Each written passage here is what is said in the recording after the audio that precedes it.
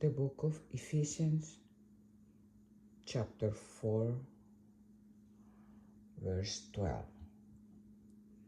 For we are not wrestling against flesh and blood, contending only with physical opponents, but against the despotism, against the powers, against the masters' spirit who are the world rulers of this present darkness, against the spirit forces of wickedness in the heavenly supernatural sphere.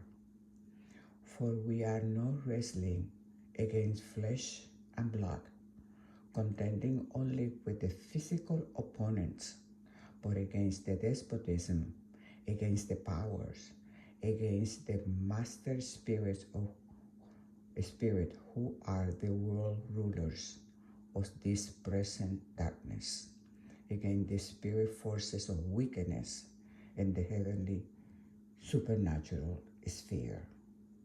Therefore, put on God's complete armor, that you may be able to resist and stand your ground on the evil day of danger, and having done all the crisis demand, to stand firmly in your place. Put on the whole armor of God, that you may be able to resist and stand your ground on the evil day of danger, and having done all the crisis demand, to stand firmly in your place.